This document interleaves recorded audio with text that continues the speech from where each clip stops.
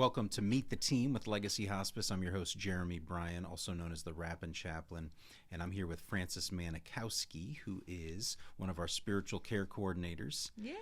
So, Fran, what is that all about? Spiritual care, and how do you enter this unique work? What is it all about? I think that a lot of people are familiar with the word chaplain, Chaplain Fran, Chaplain Jeremy, but I want to share that I don't walk into a patient's room and introduce myself that way. I personally just want to come in the room and say, "Hey, I'm just Fran. I'm here to get to know you. I'm here to support you.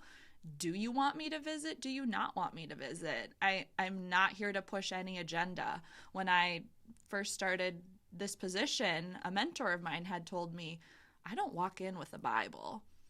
I just walk in with my hands open, ready to meet someone new." And I thought that stuck with me, because you're not here to push your own agenda. You don't want to scare anybody and tell them we're going to read Psalm 23 today.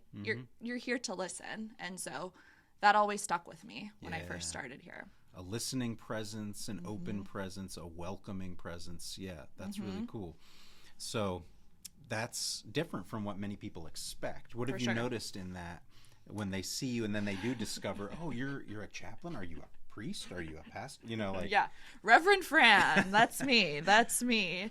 Does it ever go there, those misconceptions? Sometimes, yeah. And I'm fully aware that I am not the picture of a typical chaplain that people might envision.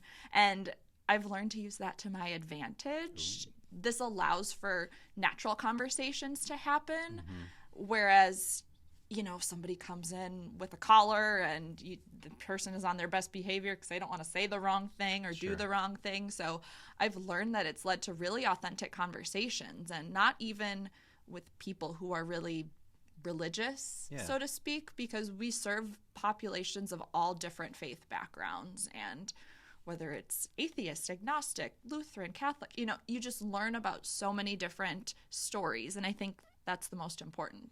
What is your story? What is your story?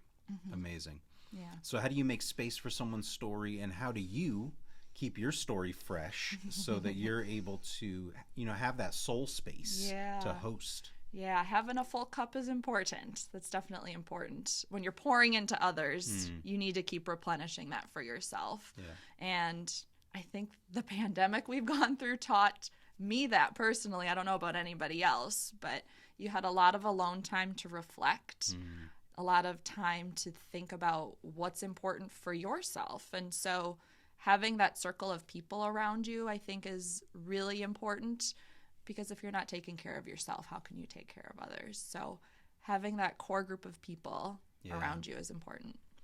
And you become that circle of support for some families, along with the social workers and other folks involved.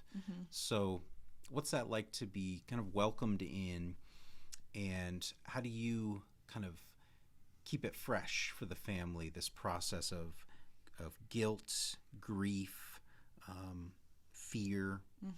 What is it like to engage those spaces as one of their circle of support? Yeah, I think knowing you're not alone is the most important thing.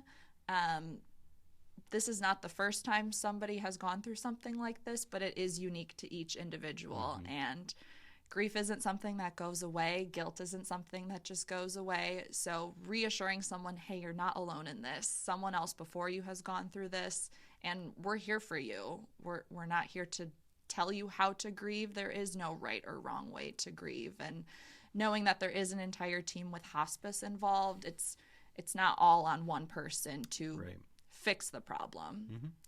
There's no fixing it. You just have to sit in it sometimes, and that's uncomfortable, but knowing you're not alone is really important. Beautiful. Thanks, Fran. Yeah. Spiritual care is for anyone, and you can always turn it down too. But thank you for being the support that you are to our patients. Of course. And thanks for joining us today. Bye.